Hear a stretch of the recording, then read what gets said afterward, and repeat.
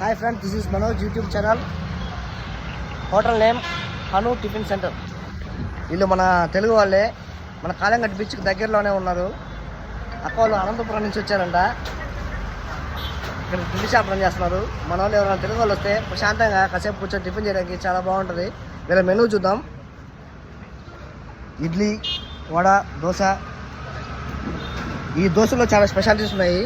ఇంకా కారం దోశ కూడా వస్తుంది. మేము అడిగానని చెప్పేసి ఎగ్ దోశ కూడా వేస్తుంది అక్క.